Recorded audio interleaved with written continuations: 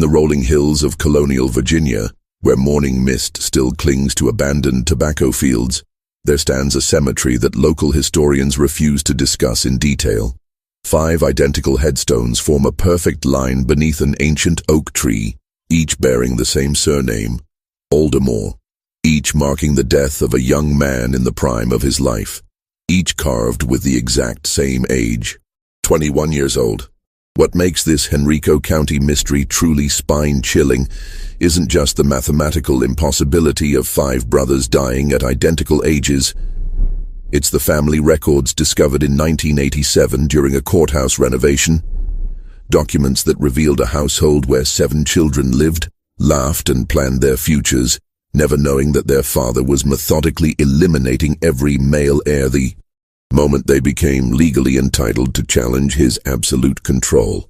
For over 2 centuries, the Aldermore estate maintained its silence about a domestic nightmare so calculated, so perfectly disguised as tragic coincidence, that even today, forensic experts struggle to believe one man could orchestrate such systematic family destruction while maintaining his reputation as Virginia's most devoted father. Before we continue with the story of the Aldermore family and their devastating secret, I need you to do something for me.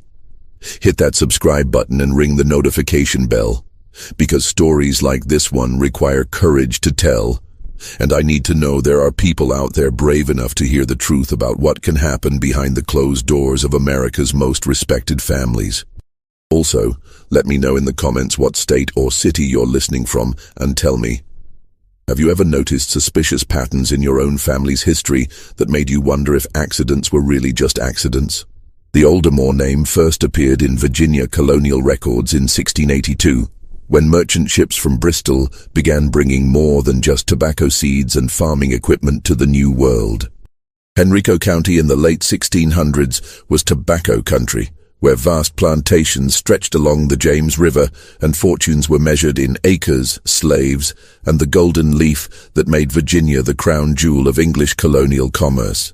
The soil was rich and dark, perfect for growing the high-quality tobacco that European markets craved, and the climate allowed for harvests that could make a man wealthy beyond his wildest dreams if he had the ruthlessness to seize every opportunity. Into this world of boundless possibility stepped Edmund Aldermore in 1682, a man whose weathered hands and calculating grey eyes spoke of years spent in less forgiving trades than farming. At 35, he was older than most men who came to Virginia seeking their fortunes, but he carried with him something more valuable than youth. Enough silver to purchase nearly 1,500 acres along the Appomattox River and build Ashwood Manor, a Georgian mansion that would become the architectural pride of Henrico County. Edmund spared no expense on his estate. The main house rose 3 stories above manicured gardens, its imported brick facade punctuated by tall windows that caught the morning light streaming across endless tobacco fields. Inside, mahogany paneling shipped from the Caribbean transformed the rooms into showcases of colonial elegance, while crystal chandeliers from London cast dancing light across Persian rugs that had cost more than most families earned in a decade. But it was Edmund's study that truly revealed his character. A second-floor sanctuary lined with floor-to-ceiling bookcases filled with leather-bound ledgers, each one meticulously recording every transaction, every profit, every decision that built the Aldermore fortune. Here, amid the smell of pipe tobacco and expensive ink, Edmund planned not just his business ventures, but every aspect of his family's future, including details that would have horrified anyone who discovered them.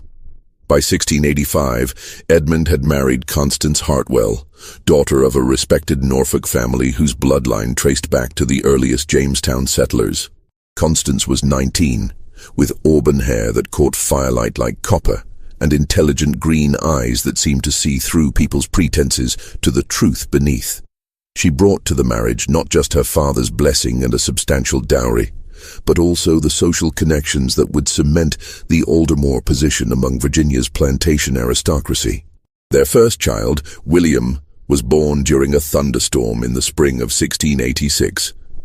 As Edmund held his son for the first time, feeling the infant's tiny fingers grip his thumb, He whispered words that Constance found touching at the time, but would later remember with growing horror. 21 years, my boy. You have 21 years to enjoy this world before you must prove yourself worthy of inheriting everything I've built. The Aldermore family grew quickly in those early years. Thomas arrived in 1688, a robust baby with his mother's green eyes and his father's determined chin. James followed in 1690, then Samuel in 1692, and finally Benjamin in 1694. Between the boys came two daughters, Margaret in 1689 and Catherine in 1693. By 1695, Ashwood Manor was filled with the sounds of children's laughter, running feet on hardwood floors, and the constant chatter of siblings who adored each other with the fierce loyalty that only large families understand. Constance threw herself into motherhood with the same passion she brought to everything else, creating a household where education, creativity, and moral development were valued as highly as business success. She taught her daughters to read and write, unusual for the time, and encouraged all her children to think independently and question the world around them. The boys learned Latin and mathematics alongside practical skills like surveying and crop management, while the girls studied literature, music, and the complex social graces required of plantation ladies. Edmund, for his part, seemed to be the model father. He spent hours with his sons in the fields, teaching them about tobacco cultivation, slave management, and the intricate web of business relationships that sustained plantation life. He was patient with their questions, encouraging of their ambitions, and generous with praise when they showed aptitude for learning. Visitors to Ashwood Manor often commented on the obvious affection between Edmund and his children, the way his stern demeanor softened when he spoke of their accomplishments and future prospects.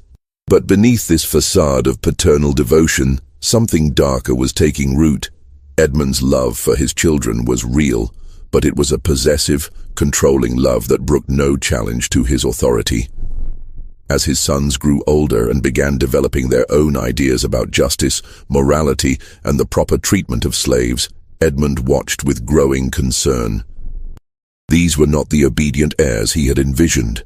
They were independent thinkers who might someday use their inheritance rights to undermine everything he had worked to build. The problem, from Edmund's perspective, was Virginia's inheritance law. Colonial statutes granted male children automatic rights to their father's property when they reached the age of 21, rights that could not be revoked or circumvented once legally established. A father could disinherit a son for moral failings or criminal behavior, but only through lengthy court proceedings that would expose family secrets to public scrutiny. For a man like Edmund, who valued control above all else, the prospect of his life's work being potentially dismantled by idealistic young men was intolerable. By the time William approached his 16th birthday in 1702, Edmund had already begun making the calculations that would doom his eldest son. The boy was showing dangerous signs of independence, questioning the harsh treatment of slaves, expressing interest in more humane farming methods, and worst of all, talking about the moral obligations that would come with inheriting his father's wealth. During family discussions about business matters, William had begun voicing opinions that directly contradicted Edmund's established practices, speaking with the confidence of youth about reforming systems that had made the Aldermore family rich.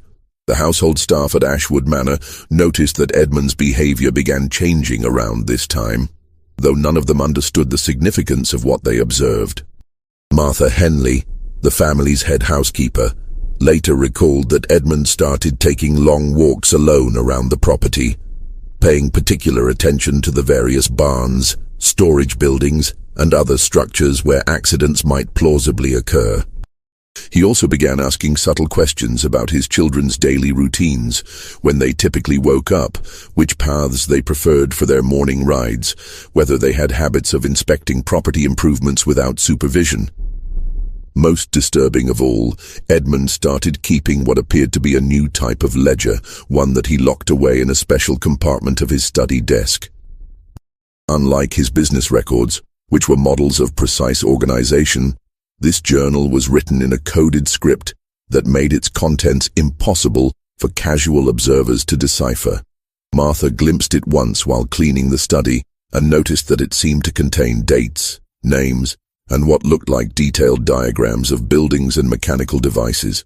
As William's 21st birthday approached in the spring of 1707, the entire Aldermore household was caught up in preparations for what promised to be the social event of the season. Invitations had been sent to families throughout Virginia, and even the governor had accepted Edmund's invitation to honor the young man who had shown such promise in his studies and seemed destined for great things in colonial society. But Edmund had his own plans for William's coming-of-age celebration, plans that would ensure his eldest son never lived to challenge the authority of the man who had given him life. The morning of April 15th, 1707, dawned clear and warm, with the kind of perfect spring weather that made Virginia colonists grateful for their decision to build new lives in this fertile land.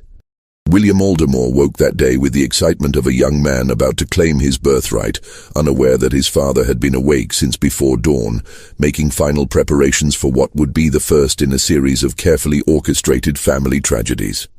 The household at Ashwood Manor buzzed with activity as servants prepared for the evening's grand celebration.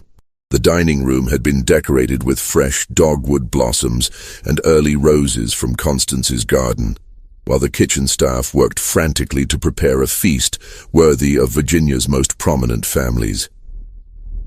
William's birthday cake, made with precious sugar imported from Barbados, stood as the centerpiece of what was meant to be a joyous occasion.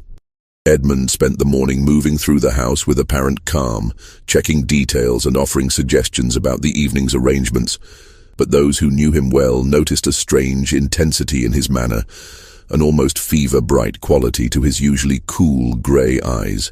When Constance asked if he was feeling well, he brushed off her concerns and claimed he was simply excited about celebrating their eldest son's achievement. Around mid-morning, as the household preparations reached their peak, Edmund approached William with what seemed like a routine request. The oldest tobacco barn on the property needed inspection before the day's festivities, he explained. There had been reports of structural damage from recent spring rains, and as the future owner of Ashwood Manor, William should learn to identify such problems before they became serious threats to the tobacco crop. It was exactly the kind of practical lesson that had always characterized Edmund's approach to preparing his sons for their inheritance responsibilities, so William agreed without hesitation.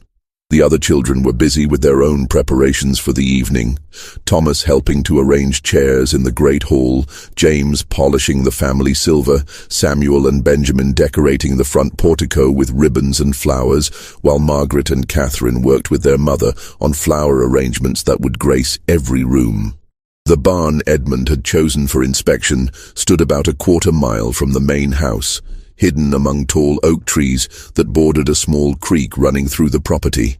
It was one of the original structures built when Edmund first acquired the land, and its weathered wood siding and moss-covered roof made it nearly invisible unless you knew exactly where to look.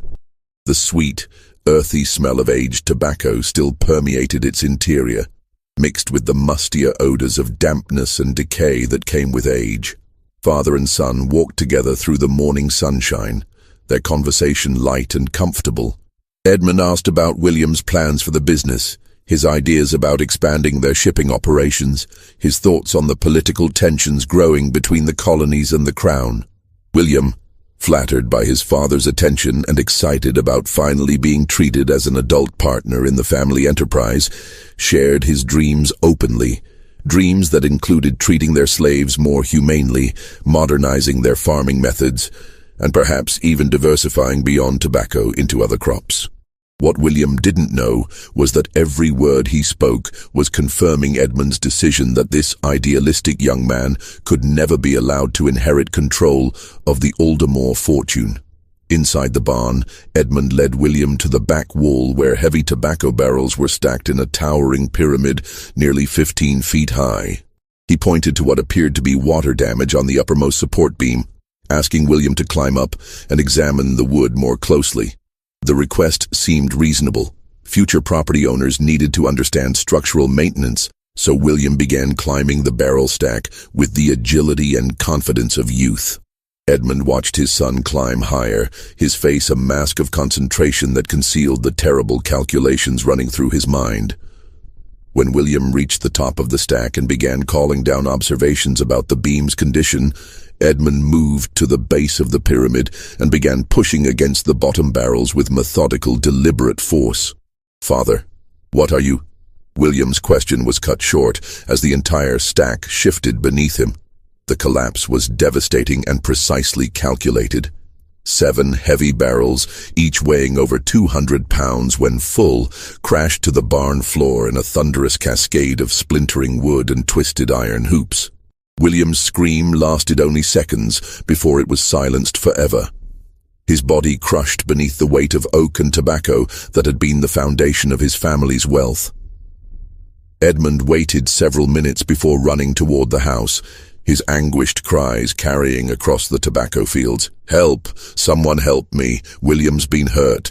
There's been a terrible accident." The servants who responded found a scene of tragic destruction that appeared to be exactly what Edmund claimed, a structural failure that had caused a fatal accident just as the family heir was learning to inspect their property. The barn's support beams showed clear signs of age and weather damage, and the barrel stack's collapse seemed like the kind of cruel misfortune that could strike any plantation family. But 17-year-old Thomas, who arrived with the first group of rescuers, noticed something that would haunt him for years to come. When Edmund emerged from the barn after William's body was recovered, his clothes were covered with the expected dust and wood splinters, but they were also stained with what appeared to be fresh moss and creek mud, substances that could only have come from the area behind the barn, nowhere near where the accident had supposedly occurred. More disturbing still, Thomas remembered seeing his father near that same barn earlier in the week, carrying tools and working on something that he couldn't quite make out from his distant vantage point. At the time, it had seemed like routine maintenance. Now, in the aftermath of tragedy, the memory took on a more sinister significance. The funeral was held 3 days later, with representatives from every prominent family in Tidewater, Virginia in attendance. William was buried in the family plot behind Ashwood Manor, beneath a headstone that Edmund personally commissioned from Richmond's finest stonecutter. The inscription was simple but heartbreaking. William Edmund Aldermore, beloved son and heir, 1686-1707, age 21 years. As the minister spoke of God's mysterious ways and the unpredictable nature of earthly trials, the Aldermore family stood united in grief around their eldest son's grave. Constance wept for the future that had died with William, while the younger children struggled to understand how their strong, capable brother could be gone so suddenly. Margaret, at 18, tried to comfort little Catherine, while the boys stood with the stoic dignity they thought appropriate for young men who would someday face their own responsibilities as Aldermore heirs. Only Edmund remained dry-eyed during the service, his attention focused not on the words of comfort being spoken over his son's grave, but on the sound of his remaining sons' voices as they joined in the final prayer. As he listened to Thomas, James, Samuel, and Benjamin speaking the ancient words about eternal rest and divine mercy, Edmund's lips moved in what looked like a countdown. 14 years, 12 years, 10 years, 8 years. The family returned to Ashwood Manor that evening, their grand celebration transformed into a wake that would mark the beginning of a pattern too terrible for any of them to imagine. But already, in the locked drawer of his study desk, Edmund was updating his coded journal with new entries, calculations and timelines that would ensure the Aldermore fortune remained under his absolute control for decades to come. The children went to bed that night, believing they had witnessed a tragic accident that had claimed their beloved brother. They had no way of knowing that they were living in a house with a killer who had just perfected his method and was already planning his next victim. The years following William's death transformed Ashwood Manor from a place of joy and celebration into something far more subdued and watchful. The laughter that had once echoed through its halls became more restrained, and the easy confidence that had characterized the Aldermore children gave way to a subtle but persistent anxiety that none of them could quite name. Constance retreated into the small chapel Edmund had built on the property, spending hours in prayer and contemplation that her family attributed to natural grief, but which served a deeper purpose. She was beginning to remember details about William's death that troubled her profoundly. The timing of the accident, Edmund's lack of visible grief despite his public displays of mourning, and most disturbing of all, the way he seemed to be watching their remaining sons with a calculating intensity that had never been there before. Thomas, now the eldest at 19, threw himself into his studies and business training with determination that impressed everyone who knew him. Unlike William, who had been somewhat idealistic about plantation management, Thomas possessed a practical intelligence that seemed perfectly suited to inheriting and expanding the Aldermore fortune. He understood the economic realities of slave labor, the complexities of tobacco markets, and the social dynamics that governed colonial Virginia society. By 1709, Thomas had become indispensable to the family business, accompanying Edmund on trips to Richmond and Norfolk, negotiating with ship captains and tobacco buyers, and managing day-to-day operations with skill that belied his youth.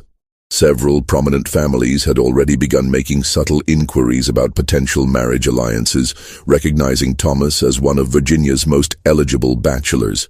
But Edmund watched his second son's growing competence with mounting concern rather than pride. Thomas was developing exactly the kind of independent judgment and moral authority that could challenge paternal control once he legally inherited his portion of the estate. Worse still, he had begun expressing ideas about modernizing their slave management practices, not from humanitarian concerns like William, but from a coldly practical understanding that better treated slaves were more productive and less likely to run away or cause trouble.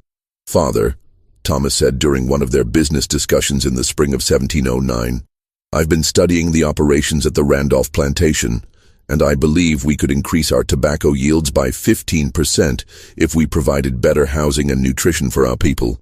The initial investment would be substantial, but the long-term profits would more than justify the expense."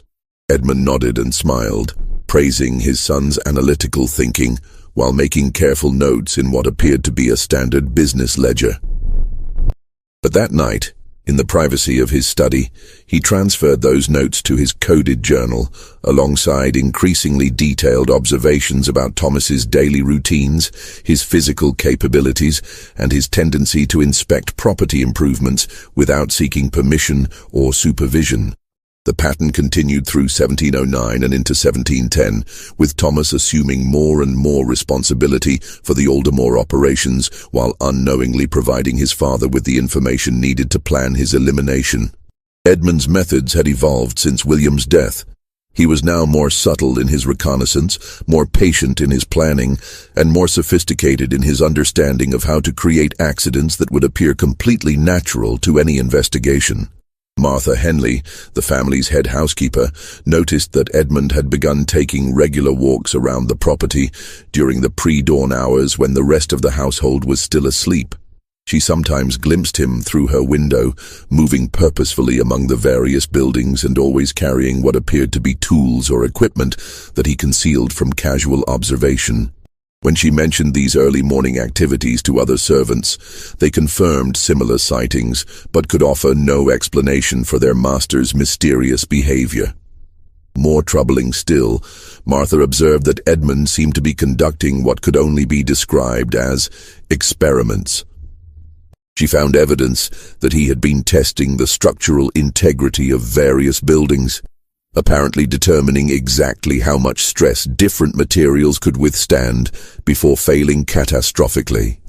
Wooden beams showed signs of having been partially cut and then carefully concealed.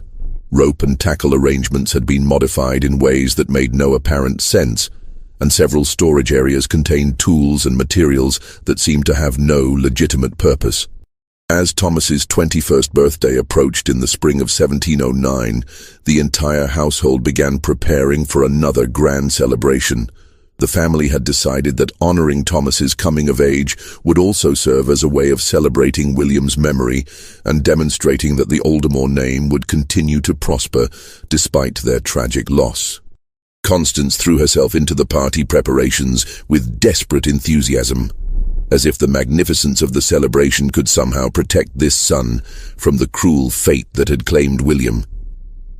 Invitations were sent throughout Virginia, and Edmund commissioned special gifts that included a complete set of surveying instruments and a matched pair of pistols that had been crafted by the finest gunsmiths in London.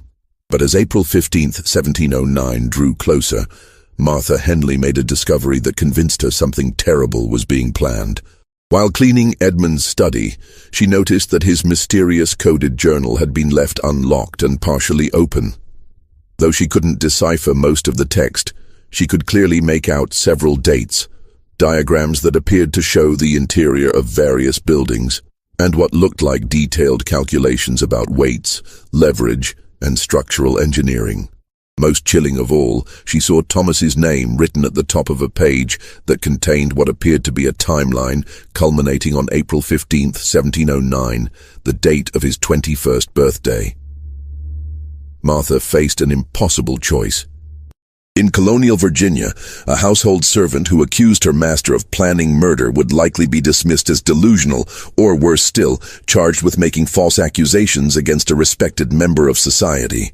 But she couldn't stand by and watch another of the Aldermore children die in what would undoubtedly be called a tragic accident. Her solution was to enlist the help of Dr. Marcus Fairfax, the physician who had attended William during his final moments and who had privately expressed skepticism about the convenient timing of that death. Dr. Fairfax was a man of science who believed in careful observation and logical deduction, qualities that made him willing to consider possibilities that others might dismiss as impossible. When Martha approached him with her concerns about Thomas's safety, Dr. Fairfax listened with the methodical attention he brought to all his medical consultations. He asked probing questions about the physical evidence she had observed, requested detailed descriptions of Edmund's recent behavior, and ultimately agreed that the pattern she described was too suspicious to ignore. "The challenge," he told her, "is that we have no legal authority to intervene in the private affairs of one of Virginia's most respected families. Any accusations we make must be supported by irrefutable evidence, or they will be dismissed as the fantasies of hysterical servants." Dr. Fairfax's solution was both simple and terrifying. They would have to catch Edmund in the act of attempting to murder his son. The plan they developed required careful coordination and considerable courage. On the morning of Thomas's 21st birthday, Dr. Fairfax and several trusted allies would position themselves at strategic locations around the Aldermore property, hidden but close enough to observe any suspicious activities. Martha would monitor Edmund's movements from inside the house, while Constance, who had been quietly brought into their conspiracy, would attempt to keep Thomas close to areas where help could reach him quickly if danger threatened. But Edmund had been planning his second murder for over a year, and his preparations were far more sophisticated than anyone realized. On the evening of April 14, 1709, as the household was making final preparations for Thomas's birthday celebration, Edmund approached his son with news that seemed like a stroke of remarkable good fortune. A ship had arrived unexpectedly in Richmond, carrying a potential buyer who claimed to represent tobacco merchants in Amsterdam. The man was offering prices significantly above current market rates, but he would only be in Virginia for one day before continuing to the Carolinas. "If we can reach Richmond before noon tomorrow," Edmund explained, "we might be able to negotiate a contract that would make this our most profitable year ever. I know it means missing your birthday celebration, but the servants can maintain everything until we return, and the financial opportunity is simply too important to ignore." Thomas, whose practical nature made him appreciate the value of such business opportunities, agreed to make the trip despite his disappointment about missing his party.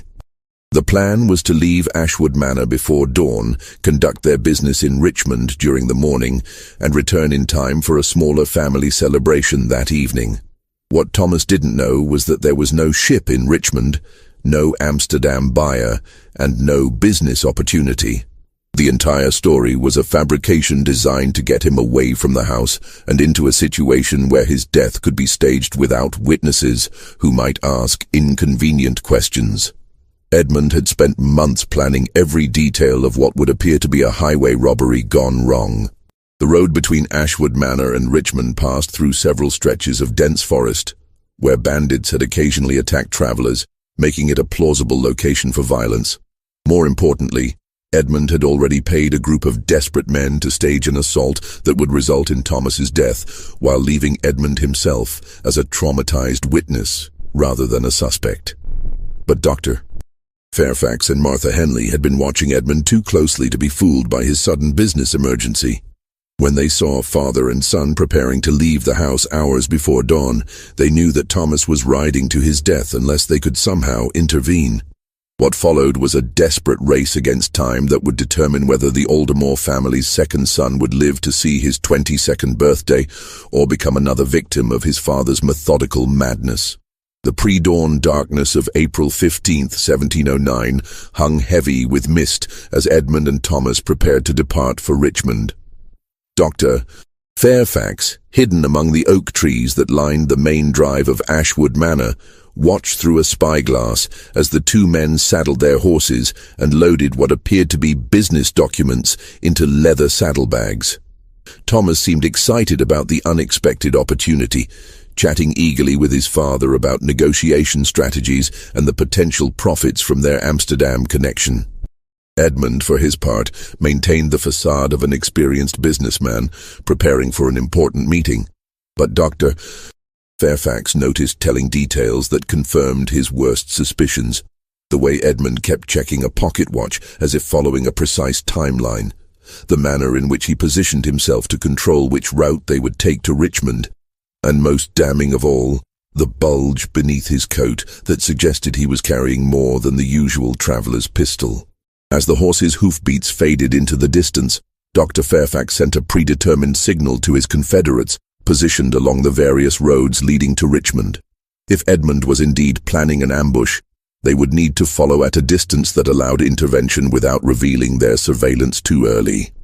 The route Edmund chose led through Miller's Creek Forest, a stretch of dense woodland notorious for harboring highway robbers and other desperate characters who preyed on travelers carrying valuable cargo. It was exactly the location Dr. Fairfax had predicted, based on his analysis of where a staged robbery would seem most plausible to colonial authorities. What Dr. Fairfax didn't know was that Edmund's preparations had begun weeks earlier with careful recruitment of the men who would perform the actual killing. Jacob Fletcher, the same drifter who had later delivered false messages about dying relatives, had introduced Edmund to a small gang of former soldiers who had turned to banditry after failing to establish themselves in legitimate trades. These men were perfect for Edmund's purposes, desperate enough to kill for money, experienced enough to make the attack look authentic, and expendable enough that their own deaths during the robbery would eliminate any witnesses who might later contradict the official story. The ambush was scheduled to occur at a creek crossing about 5 miles from Ashwood Manor, where the road narrowed between steep banks that would prevent escape. Edmund had studied the location carefully, determining exactly where Thomas should be positioned when the attack began and how the subsequent violence should unfold to ensure his son's death while preserving his own life as a traumatized witness. But Thomas's practical intelligence, the same quality that had made him such a capable businessman, also made him an observant traveler who noticed details that less careful men might miss. As they approached Miller's Creek Forest, he became aware that their horses were showing signs of nervousness that suggested the presence of other people hidden in the woods ahead. "Father," Thomas said, reining in his mount and speaking in a low voice, "something doesn't feel right about this area. The horses are acting like there are people watching us from the trees." Edmund's response revealed the depth of his commitment to the plan he had spent months developing. Rather than acknowledging his son's legitimate concerns and suggesting they find an alternative route, he dismissed the warning with a confidence that seemed designed to prevent any change in their direction. "Nonsense," Edmund replied briskly. "You're letting your imagination run away with you. We've traveled this road dozens of times without incident, and we can't afford to waste time on detours when we have important business waiting in Richmond." The exchange might have ended there, with Thomas deferring to his father's greater experience and continuing toward the ambush site. But at that moment, Dr. Fairfax made a decision that would save Thomas's life and expose Edmund's murderous intentions. Spurring his horse from concealment, Dr. Fairfax rode onto the road behind the two Aldermore men, calling out in a voice loud enough to be heard by anyone hidden in the surrounding forest. "Edmund! Thomas, thank God I caught up with you before you reached the dangerous section of this road." Edmund's face went white with rage as he realized his carefully laid plans were being disrupted. The bandits he had hired were positioned ahead, waiting for the signal to begin their attack, and any significant delay or change in circumstances would force him to abort the entire operation. "Dr. Fairfax," Edmund said through gritted teeth, "what brings you out so early, and why are you concerned about the road ahead?" Dr. Fairfax had prepared for this moment, crafting a story that would expose Edmund's deception while providing Thomas with information that might save his life. "I received word last night from a patient in Richmond, Dr. Fairfax explained, his voice carrying the authority of someone reporting urgent medical intelligence. "There have been 3 separate attacks on travelers in Miller's Creek Forest over the past week, including one yesterday that left 2 men dead and their cargo stolen. The colonial militia has been notified, but they haven't had time to clear the area of bandits." Thomas immediately recognized the wisdom of avoiding known danger, but Edmund's reaction revealed his true priorities.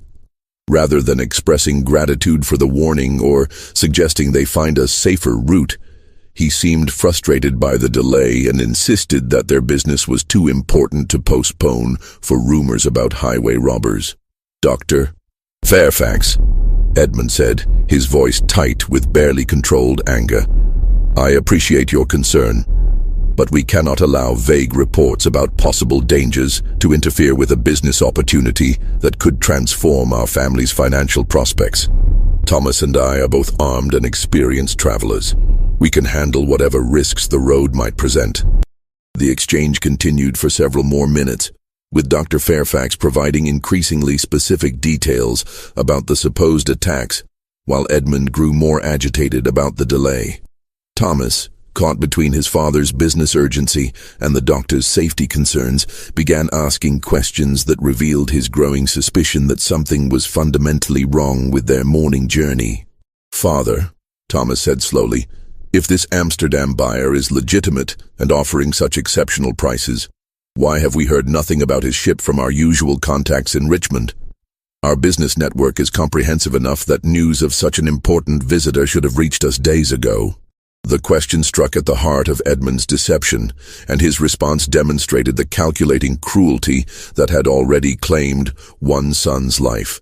Rather than fabricating additional details to support his story, Edmund seemed to realize that his plan had been compromised beyond recovery. The expression that crossed his face was one Dr. Fairfax would later describe as the look of a predator that has been cornered by its intended prey.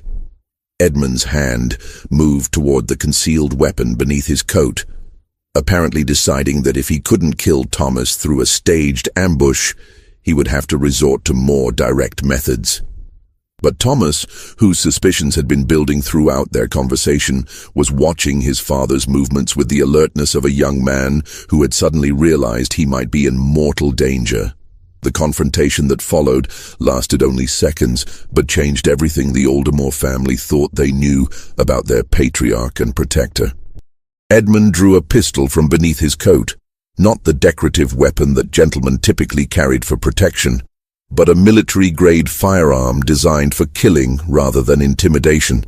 As he raised it toward Thomas, his face revealed the cold calculation that had driven him to murder William 2 years earlier. "I'm sorry, son," Edmund said, his voice carrying genuine regret mixed with implacable determination. "But you've grown too independent, too questioning. Like your brother before you, you represent a threat to everything I've worked to build. Virginia's inheritance laws leave me no choice." Thomas, acting on reflexes honed by years of hunting and target practice, threw himself from his horse just as Edmund's pistol fired. The bullet passed close enough to tear through his coat sleeve, but Thomas landed safely in the underbrush beside the road and immediately began calling for help from anyone within hearing distance. Dr. Fairfax, who had positioned himself specifically to intervene in such circumstances, spurred his horse forward and struck Edmund's arm just as he was preparing to fire a second shot. The impact sent Edmund tumbling from his saddle, and the pistol discharged harmlessly into the trees above their heads. As Edmund struggled to regain his footing, the sound of approaching horses announced the arrival of Dr. Fairfax's confederates, who had been following at a distance and had ridden hard when they heard the gunshots. Within minutes, Edmund found himself surrounded by armed men who had witnessed his attempt to murder his own son. But even in the face of overwhelming evidence, Edmund's response revealed the depths of his narcissistic confidence in his ability to manipulate any situation to his advantage. Instead of denying his actions or claiming self-defense, Edmund straightened his coat and addressed his captors with the same authority he might use in a business negotiation. "Gentlemen," he said calmly, "you have interfered with a private family matter that you do not fully understand. Thomas has been making threats against my life and the security of our estate. What you witnessed was a father's legitimate attempt to defend himself against a son who has been corrupted by dangerous ideas about inheritance rights and parental authority. The accusation was so outrageous, so completely contrary to everything the witnesses had observed, that it convinced Dr. Fairfax that Edmund Aldermore was not merely a killer, but a man whose disconnection from reality made him capable of any deception necessary to protect his interests." Thomas, emerging from the underbrush with his torn coat and genuine terror still visible in his eyes, provided the response that sealed his father's fate. "Dr. Fairfax," Thomas said, his voice shaking but clear, "my father just confessed to murdering William. He said that both William and I represented threats to his control of the family fortune, and that Virginia's inheritance laws left him no choice but to eliminate us before we could claim our inheritance rights." The words hung in the morning air like smoke from a dying fire, impossible to ignore once spoken. Dr. Fairfax and his witnesses looked from Thomas to Edmund, waiting for a denial that never came. Instead, Edmund's expression shifted from calculated charm to something far more dangerous, the cold fury of a man whose carefully constructed world was collapsing around him. "You understand nothing," Edmund said, his voice carrying the same tone he might use to address ignorant children. "I built everything we have through sacrifice and determination that none of you could comprehend. I gave my sons every advantage, every opportunity to prove themselves worthy of inheriting what I created. But they chose to challenge me, to question methods that have made our family the wealthiest in Henrico County. Just when this story reaches its most shocking revelation, I need to pause for a moment. If you're as stunned by this confession as I am, hit that like button and share this video with someone who needs to hear this incredible tale of family secrets. The truth about what Edmund planned for his remaining children will horrify you. But first, let me know in the comments. Do you think Thomas suspected his father's true nature before this moment?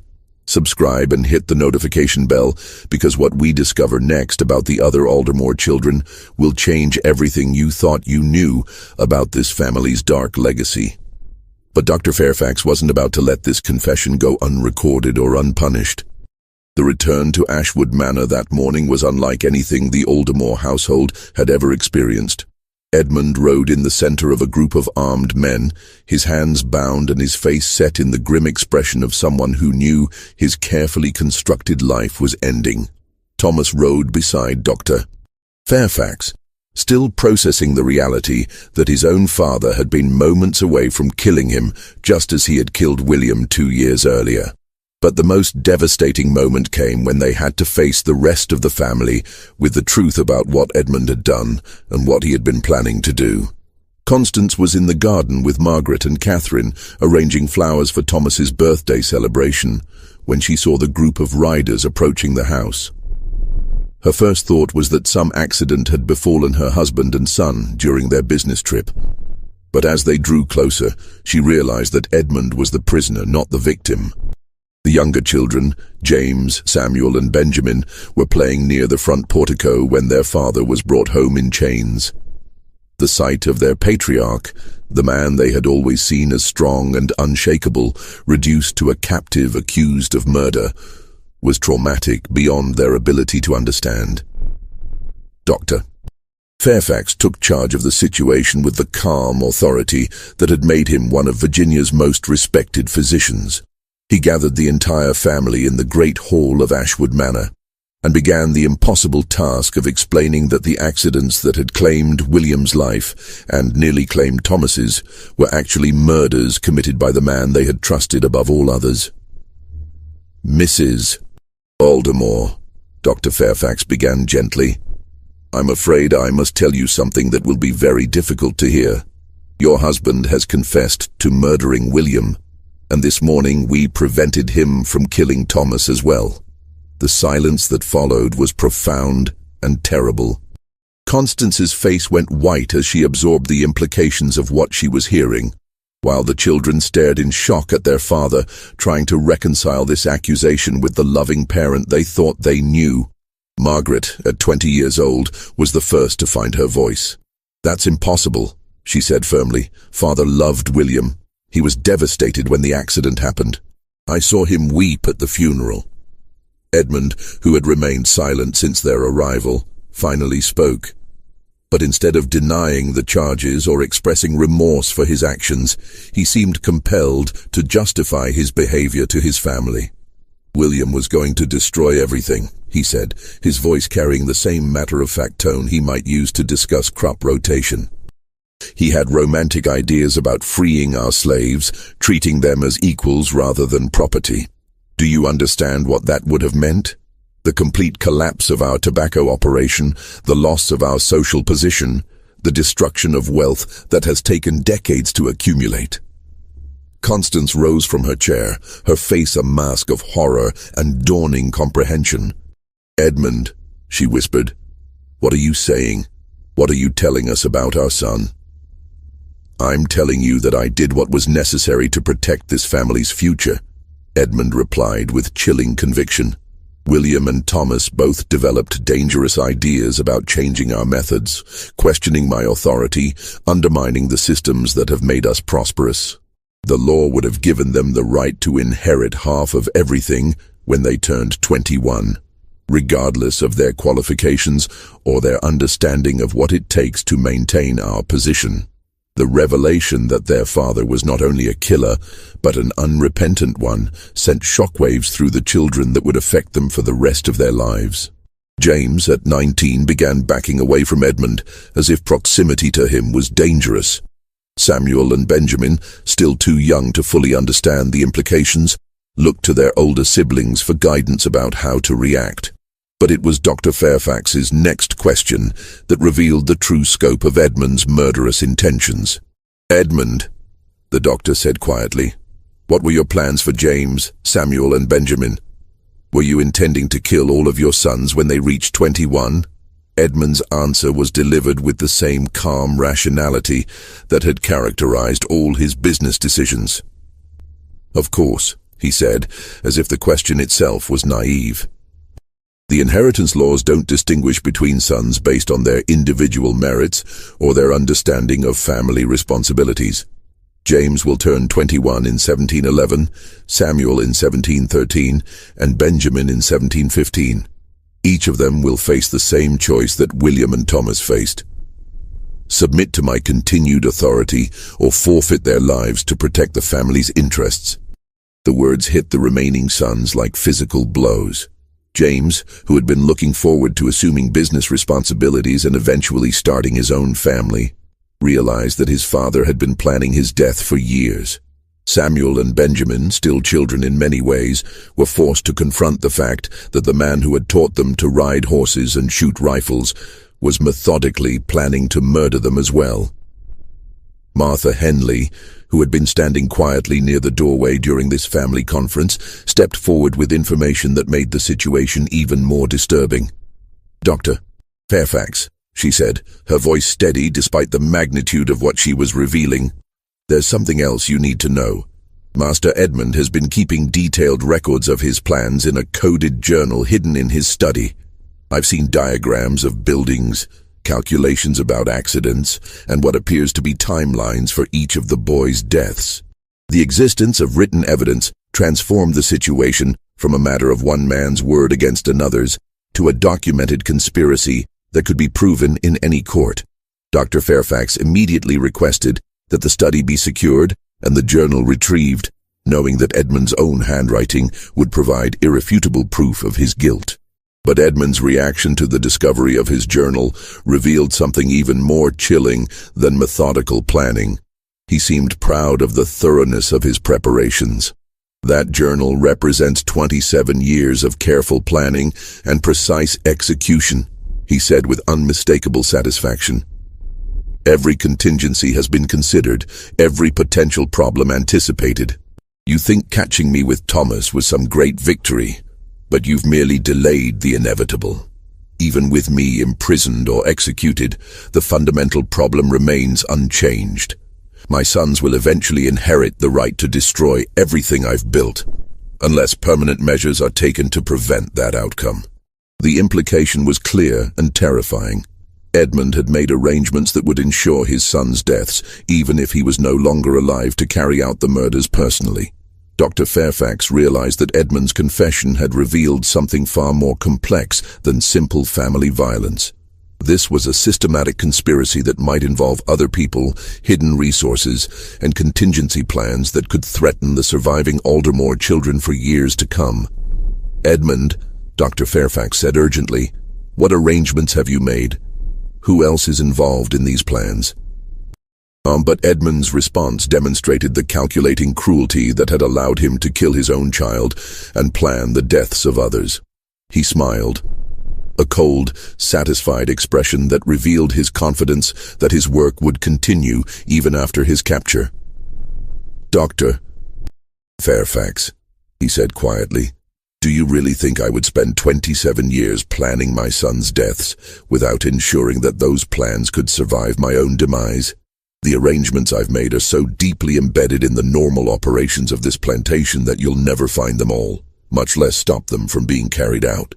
The family sat in stunned silence as they processed the implications of Edmund's words. Not only had he murdered William and attempted to kill Thomas, but he had apparently created some kind of ongoing conspiracy that would continue threatening the lives of James, Samuel, and Benjamin, regardless of what happened to him personally.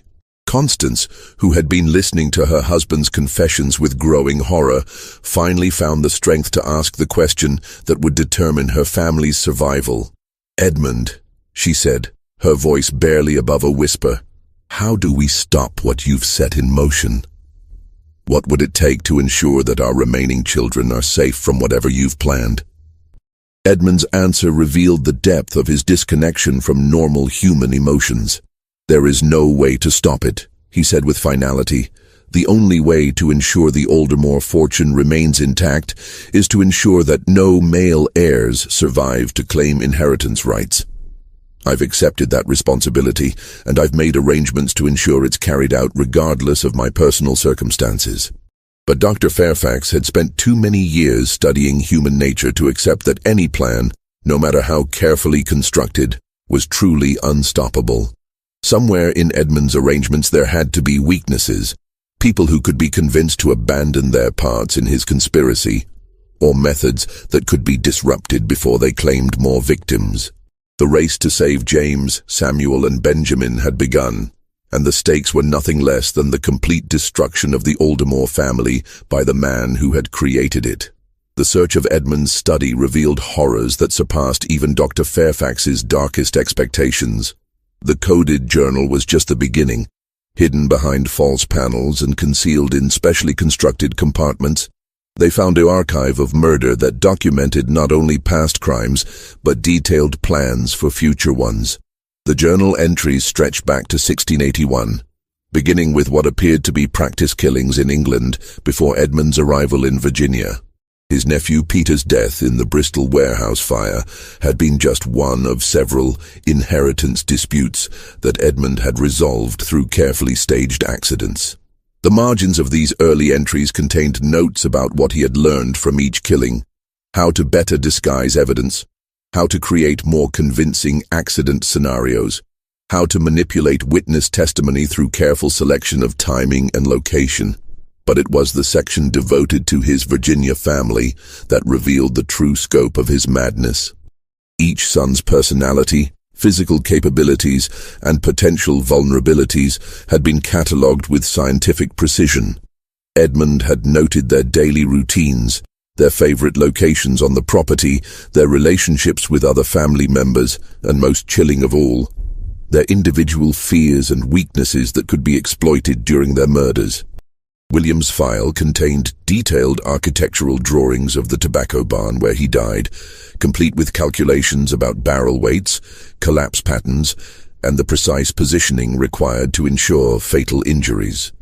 The margins were filled with observations about William's trusting nature and his tendency to follow his father's instructions without question, traits that had made him easy to manipulate into a deadly situation. Thomas's file was even more elaborate, documenting multiple potential scenarios for his elimination. The highway robbery plan had been just one option among many. Edmund had also considered staging a hunting accident, arranging a drowning during a fishing expedition, and even poisoning him with tobacco extracts that would appear to be accidental ingestion of processing chemicals. But the files for James, Samuel, and Benjamin were what made Dr. Fairfax's blood run cold. These weren't just murder plans, they were detailed psychological profiles that revealed Edmund's understanding of each child's character in ways that could only come from years of careful observation and manipulation. James, now 19, was described as intellectually curious but physically reckless, most vulnerable to accidents involving mechanical devices or structural failures. The file contained sketches of modified farming equipment that could malfunction catastrophically, designs for weakened bridges that would collapse under specific weight loads, and plans for creating sinkholes that would appear to be natural geological phenomena. Samuel's file focused on his love of horses and his ambition to become involved in Virginia's emerging racing industry. Edmund had planned to stage a riding accident using drugged animals, sabotaged equipment, or deliberately created hazards along Samuel's favorite trails. The level of detail was horrifying. Edmund had even identified specific horses in their stable that could be trained to behave unpredictably under certain conditions. Benjamin's file was perhaps the most disturbing because it dealt with a child who was still only 15 years old. Edmund had noted his youngest son's fascination with firearms and his desire to participate in hunting expeditions with his older brothers. The planned accident involved modified gunpowder that would cause a rifle to explode when fired, creating injuries that would appear to be the result of defective ammunition rather than sabotage. But hidden within each file were references to secondary arrangements and backup protocols that confirmed Edmund's claims about preparations that would survive his capture. Dr. Fairfax found coded notations that appeared to reference other people, servants, business associates, or hired criminals who had been given specific instructions about carrying out murders if Edmund was unable to do so personally. The breakthrough came when Martha Henley recognized one of the coded names in the journals. Fletcher had appeared in multiple entries, always in connection with tasks that required someone outside the immediate family. Martha remembered that Jacob Fletcher, the drifter who had delivered false messages about dying relatives, had been seen on the property several times over the past 2 years, always in association with unexplained deliveries or mysterious projects that Edmund supervised personally. Dr. Fairfax, Martha said urgently, I think Fletcher might be more than just a messenger. Some of these journal entries suggest he's been preparing backup plans for eliminating the boys if something happened to Master Edmund. The realization that Edmund's conspiracy involved outside accomplices transformed the situation from a family crisis into a manhunt that would require the resources of colonial Virginia's entire law enforcement apparatus. Dr. Fairfax immediately dispatched riders to Richmond and Norfolk with descriptions of Fletcher and requests for assistance from colonial authorities. But Edmund, even in custody and facing inevitable execution, seemed confident that his arrangements would proceed as planned. "You found my records," he said when confronted with the evidence from his study, "but you still don't understand the scope of what I've created. Fletcher is just one component of a larger system.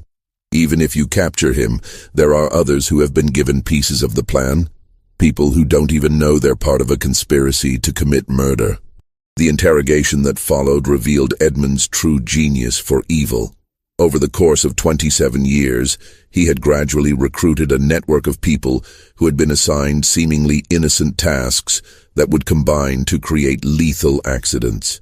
A blacksmith had been commissioned to create modified horseshoes that would cause animals to stumble at specific gaits. A carpenter had been paid to install structural modifications in various buildings that would weaken them in precisely calculated ways. Even some of the household staff had unknowingly participated by following instructions about food preparation, equipment maintenance, and scheduling that were designed to place the Aldermore sons in vulnerable positions at crucial moments. Most of these people had no idea they were participating in murder plots. They had simply been told they were helping Edmund implement improvements to his property or business operations. But their accumulated efforts had created a web of potential death traps that could be activated through seemingly innocent triggers. The race to identify and neutralize these threats became a desperate investigation that involved dozens of people throughout Henrico County. Dr. Fairfax coordinated efforts to locate every person who had done work for Edmund over the past decade, while Constance and the older children worked to identify every modification or addition to the property that might conceal deadly surprises. But time was running out. James's 21st birthday was less than 2 years away, and if Edmund's backup plans were as sophisticated as his primary arrangements, the young man might already be in mortal danger from threats they hadn't yet discovered. The crisis reached its peak when Thomas, while helping to search the property for hidden dangers, made a discovery that revealed just how close Edmund's conspiracy had come to claiming another victim. In the stable where Samuel's horses were kept, Thomas found that several saddles had been modified with nearly invisible wire insertions that would cut through leather straps under the stress of rapid movement. The modifications were so subtle that they would never be noticed during routine inspection, but they would guarantee catastrophic failure during any extended riding session. Exactly the kind of accident that would seem tragically predictable for a young man known for his love of fast horses and risky riding. "My God," Thomas said, as he showed the sabotaged equipment to Dr. Fairfax. "Samuel has been using these saddles for months. If he had decided to race his horse or take a long hunting trip, he would have died exactly the way Father planned." The discovery confirmed Edmund's claims about the scope of his preparations and demonstrated that his conspiracy was already active, waiting only for the right circumstances to claim its next victim. But it also provided Dr. Fairfax with the evidence he needed to convince colonial authorities that Edmund Aldermore represented a threat that required immediate and decisive action. The final confrontation with Edmund took place in the Great Hall of Ashwood Manor, with the entire family present to hear his ultimate confession and to witness the resolution of a nightmare that had terrorized them for years. Dr. Fairfax placed the sabotaged saddles, the modified equipment, and the coded journals on the table before Edmund, creating a display of evidence that made denial impossible. "Edmund," Dr. Fairfax said quietly, "we've found enough hidden weapons to kill your sons 12 times over. The only question remaining is whether you're willing to help us find the rest, or whether you prefer to let your children live in fear of threats they might never see coming." Edmund's response revealed that even facing certain execution, his primary concern remained the preservation of his control over the family fortune. "Dr. Fairfax," he said with chilling calm, "you still don't understand what you're dealing with. I didn't create this system to satisfy some bloodthirsty desire for violence. I created it to preserve something valuable, a legacy that took decades to build and could be destroyed in a single generation by idealistic young men who don't understand the realities of maintaining wealth and power in colonial society. The confession that followed was both a justification of past murders and a detailed explanation of the conspiracy that threatened the surviving children. Edmund revealed the names of his accomplices, the locations of his hidden weapons, and the triggers that would activate his backup plans. But he did so not out of remorse for his crimes, but out of pride in the sophistication of his system and confidence that revealing its details would demonstrate the impossibility of truly stopping it. "You can arrest Fletcher and the others," Edmund said as he provided information that would save his children's lives. "But you can't arrest the ideas that motivated my actions. Somewhere, sometime, another father will face the same choice I faced. Allow his life's work to be destroyed by ungrateful heirs, or take the measures necessary to preserve his legacy. When that happens, my methods will be remembered and improved upon." The systematic dismantling of Edmund's murder conspiracy took several weeks and involved authorities throughout colonial Virginia. Fletcher was captured attempting to flee to North Carolina, and his confession led to the arrest of several other conspirators who had been paid to carry out specific aspects of Edmund's plans. The modified equipment was removed from Ashwood Manor, the sabotaged buildings were repaired, and the network of potential accomplices was identified and neutralized. But the psychological damage to the Aldermore family would take much longer to heal. Edmund Aldermore was executed by hanging on October 15, 1709, exactly 6 months after his attempt to murder Thomas. The execution took place in Richmond before a crowd that included representatives from every prominent family in Tidewater, Virginia, serving as both punishment for his crimes and a warning to others who might consider similar solutions to inheritance disputes. His final words, delivered from the gallows with the same calm authority that had characterized his business dealings, revealed the depths of his delusion about the righteousness of his actions. "I die knowing that I did everything possible to preserve the legacy I built for my family," he said, addressing the crowd with no apparent awareness of the horror his words inspired. "If my sons choose to destroy that legacy through their naive idealism, the responsibility for the consequences will be theirs alone." The disposal of the Aldermore estate proved more complex than anyone had anticipated. Constance, as Edmund's widow, inherited everything by default, but the property carried with it the burden of blood money that had been built through slave labor and preserved through murder. Working with Dr. Fairfax and several progressive members of the Virginia colonial government, she made decisions that would transform the family's legacy from one of horror to one of redemption. The first and most significant change was the immediate emancipation of all slaves owned by the Aldermore family. More than 60 people were granted their freedom, provided with education and resources to establish independent lives, and given the option to remain on the property as paid workers if they chose to do so. The decision cost the family a fortune, but established a precedent that would influence other Virginia planters to reconsider their own relationships with slave labor. Martha Henley was granted her freedom and appointed as the estate's head of security, responsible for ensuring that no future threats could be directed against the remaining children. Her experience in recognizing the signs of Edmund's conspiracy made her uniquely qualified to identify potential dangers, and her devotion to the family's well-being provided the loyalty necessary for such a sensitive position. The Aldermore Foundation, established with the bulk of the family's remaining wealth, became colonial America's first organization dedicated to investigating suspicious deaths in prominent families and providing protection for individuals who might be targeted by inheritance-motivated violence. The Foundation's work documented dozens of cases throughout the colonies where family members had died under suspicious circumstances, and their investigations led to legal reforms that made it more difficult for future killers to use Edmund's methods. Thomas, permanently traumatized by his near-death experience and the knowledge of his father's true nature, chose never to marry or have children.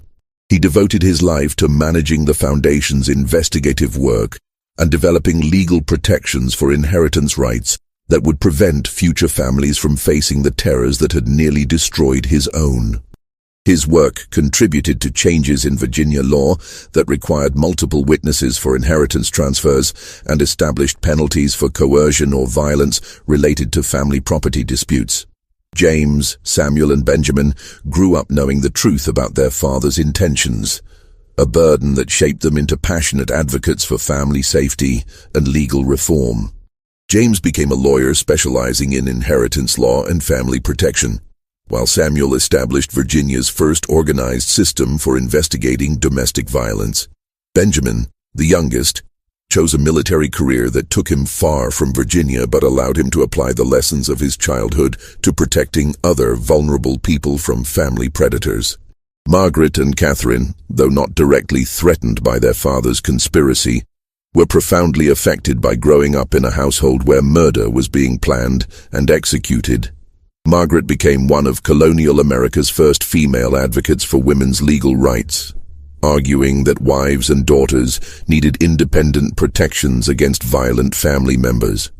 Catherine devoted her life to establishing schools and safe havens for children who had been threatened or abused by their own relatives. Constance lived until 1759, spending her final decades working to ensure that the Aldermore name would be remembered for its contributions to family safety rather than for the horrors Edmund had committed. She never remarried, claiming that her experience with Edmund had taught her that the capacity for evil could be hidden behind any facade of respectability and devotion. The physical evidence of Edmund's crimes was preserved by Dr. Fairfax and eventually donated to what would become the Virginia Historical Society. The coded journals, the modified weapons, and the detailed confessions were stored in a special collection that remained sealed for over 2 centuries, opened only to researchers studying the psychology of family violence and inheritance-motivated murder. Ashwood Manor itself was sold after Constance's death, and the property changed hands frequently over the following decades. Local legends claimed the house was haunted by the spirits of Edmund's victims, but the detailed records maintained by the foundation suggest these stories were encouraged by property owners who wanted to discourage curious visitors from exploring areas where evidence of the crimes might still be discovered. The family cemetery behind Ashwood Manor tells the final chapter of this story in a way that reveals both the scope of Edmund's planned atrocities and the ultimate failure of his conspiracy. William's headstone stands alone among the family graves, marking the only son whose murder Edmund successfully completed. Beside it, 5 empty plots were prepared for Thomas, James, Samuel, Benjamin, and any future male heirs who might threaten the family fortune. Those plots remain empty today, serving as a permanent reminder of the lives that were saved by the courage of people who refused to accept that such systematic evil could be allowed to continue. Edmund's own grave lies apart from the family plot, marked only with his name and dates, a symbol of how completely his actions separated him from the people he claimed to love and protect. The case files compiled by Dr. Fairfax and the Aldermore Foundation eventually became the foundation for some of America's earliest research into family annihilation and inheritance-motivated murder. Their work documented behavioral patterns that modern criminal psychologists still reference when investigating suspicious deaths in wealthy families, and their techniques for gathering evidence against powerful perpetrators influenced investigative methods that remained standard practice well into the 20th century. Modern historians studying the Aldermore case often focus on its implications for understanding domestic violence in colonial American society.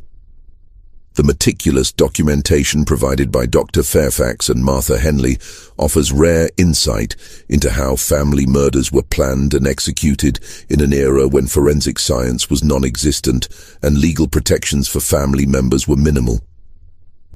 Their work demonstrates that domestic violence in colonial America was far more sophisticated and widespread than traditional historical accounts have suggested. But perhaps the most important legacy of the Aldermore case is the question it raises about the nature of evil itself and the vulnerability of families to predators who hide behind masks of love and protection. Edmund Aldermore was not a madman or a monster in the traditional sense. He was a rational, calculating individual who murdered his own children for comprehensible, if morally reprehensible, reasons. His crimes were motivated not by hatred or sadism, but by an obsessive need to control his legacy and protect his vision of family success. This ordinariness of evil, this banality of carefully planned domestic murder, made the Aldermore case particularly disturbing to colonial American society. It suggested that the greatest threats to family safety might come not from external dangers like Indian raids or criminal strangers, but from within the supposedly sacred bonds of blood and marriage. The idea that a father could systematically plan to murder multiple children while maintaining his position as a respected community leader challenged fundamental assumptions about patriarchal authority and family loyalty that formed the foundation of colonial social structure. The psychological profile that emerges from Edmund's own writings and recorded confessions provides valuable insight into the mindset of family annihilators, individuals who kill multiple family members to achieve specific goals related to control, inheritance, or social status.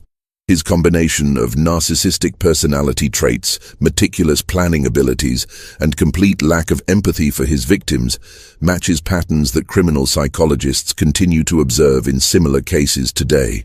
What makes the Aldermore case particularly significant is not just the scope of Edmund's crimes, but the systematic nature of his planning and the way he integrated murder into the normal operations of his household. He didn't kill in moments of rage or passion. He planned each death for years, involving other people in his conspiracy without their knowledge, and creating backup systems that would ensure his goals were achieved, even if his primary methods failed. The fact that his conspiracy was ultimately discovered and dismantled provides hope that even the most sophisticated family predators can be stopped if people are willing to recognize warning signs and take action to protect vulnerable family members. But the case also demonstrates how difficult it can be to identify such threats when they come from people who are supposed to be protectors rather than predators. What do you think of this story? Do you believe that all of Edmund's conspirators were identified and captured? Or might there have been additional accomplices who escaped justice and continued his work in other families? The documentation suggests that his influence on inheritance-motivated murder might have extended far beyond his immediate family, possibly inspiring similar crimes throughout colonial America and beyond. Leave your comment below and share your theories about what other secrets might be buried in the records of early American families. If you enjoyed this tale of colonial American crime and want more horror stories rooted in historical fact, subscribe to our channel and hit the notification bell. Share this video with someone who appreciates dark mysteries from America's past, and join us next time as we explore another case where the line between historical fact and unspeakable horror becomes impossibly thin. Until then, remember that the most terrifying monsters are often the ones who hide behind masks of respectability and family devotion, and that the greatest threats to our safety may come from the very people we trust most completely.